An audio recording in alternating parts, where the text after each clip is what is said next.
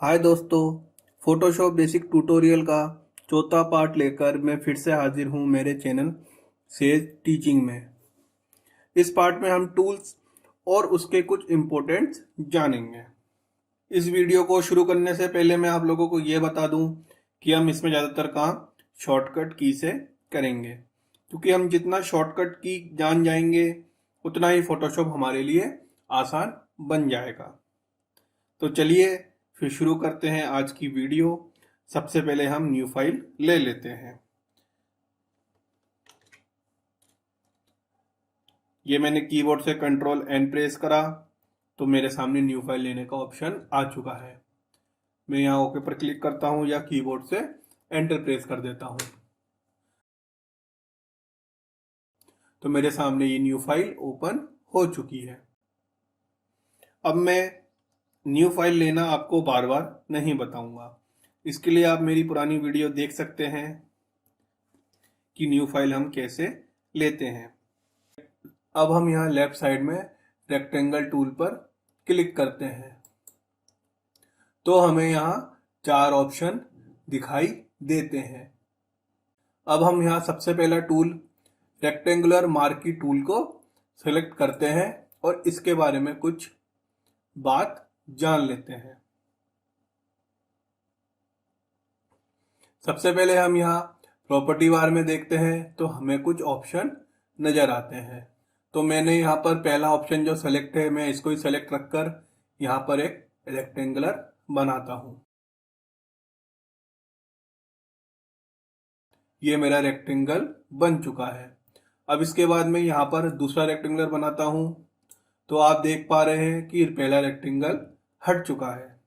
अगर हमें यहाँ पर दूसरा रेक्टेंगल बनाना है तो सबसे पहले हमें यहाँ कीबोर्ड से अल्ट प्लस बैक स्पेस दबा के इसको कलर करना पड़ेगा, जैसा कि मैंने इसको कलर कर दिया है। इसके बाद ही हम यहाँ पर दूसरा रेक्टेंगल बना सकते हैं। जैसा कि आप लोग देख रहे हैं यहाँ कलर करने के बाद दूसरा रेक्टेंगल बन चुका है। आप देख रहे हैं मैंने ये पूरा काम बैकग्राउंड में कर दिया है।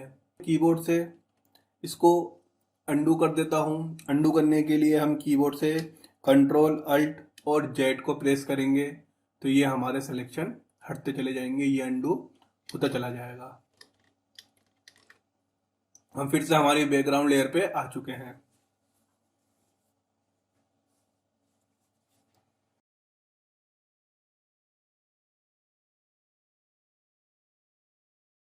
अब हम यहाँ प्रॉपर्टी बार से दूसरा ऑप्शन समझने के लिए सबसे पहले राइट में नीचे से एक लेयर बना देते हैं। दोस्तों, मुझे बार बार यहाँ नीचे राइट में क्रिएट ए न्यू लेयर पे आना पड़ रहा है। मैं इसका भी आपको शॉर्टकट की बता देता हूँ।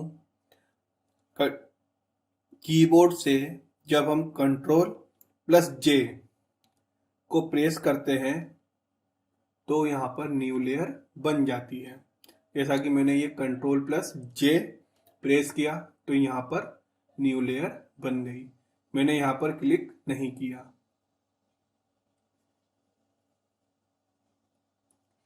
क्योंकि हमारी यहाँ नई लेयर बन चुकी है तो अब हम यहाँ प्रॉपर्टी बार में आकर दूसरा ऑप्शन सेलेक्ट करते हैं जिसका नाम है ऐड टू सिलेक्शन।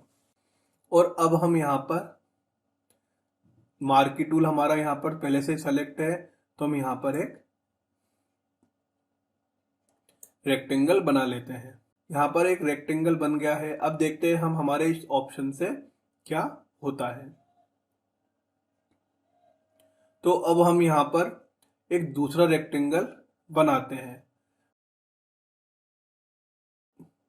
हम कर्सर को इसके ऊपर रखकर ही एक और रेक्टेंगल बनाते हैं। तो आपने देखा यहाँ पर क्या हुआ। जैसे कि इसका नाम ऐड टू सिलेक्शन है तो इसने अपना वही काम करा। हमारे कर्सर का साइन भी यहाँ चेंज हो चुका था, आप लोगों ने ये नोटिस किया ही होगा। हमारा कर्सर यहाँ प्लस बन चुका है और प्लस बनने के बाद जैसे ही हमने इस पे एक और रेक्टेंगल बनाया तो ये रेक्टेंगल आपस में ऐड हो गए। तो चलिए हम इसको कलर कर देते हैं। कलर करने के लिए आप जानते ही हैं, कीबोर्ड से अल्ट प्लस बैक स्पेस की दबाने पर यह कलर हो जाएगा। अब हम इसको डीसेलेक्ट कर देते हैं। डीसेलेक्ट करने के लिए हम यहाँ से हम कीबोर्ड से कंट्रोल प्लस डी प्रेस करते हैं। चाहे तो आप इसको पहले मैं अंडू कर देता हूँ। चाहे तो आप कर्सर को इस पे रखते हुए यहाँ राइट क्लिक करेंगे तो यहाँ पर सबसे पहला ऑप्शन ही डीसेलेक्ट का आता है। अगर हम कीबोर्ड से शॉर्टकट की समझ जाएंगे तो ये हमारे लिए बहुत आसान होता जाएगा और हम इसमें फास्ट वर्क कर लेंगे। अब हम यहाँ पर एक और लेयर ले लेते हैं। अगर हम कीबोर्ड से कंट्रोल प्लस जे करते हैं तो आप यहाँ देख पा रहे हैं कि यहाँ लेयर 1 की ही कॉपी बन गई है, जो हमें ये नहीं चाहिए। अब मैं दोस्तों इस लेयर को डिलीट कर देता हूँ। इसके बाद मैं यहाँ से एक नई लेयर ले लेता हूँ। तो जैसे ही मैंने यहाँ नई लेयर ली, कीबोर्ड से मैंने यहाँ कंट्रोल प्लस जे प्रेस कर दिया और यहाँ नई लेयर आ गई।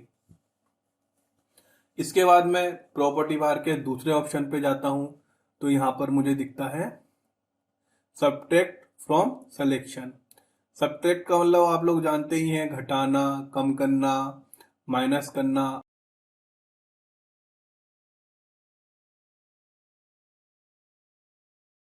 ये वाला सिलेक्शन में सेलेक्ट कर लेता हूँ।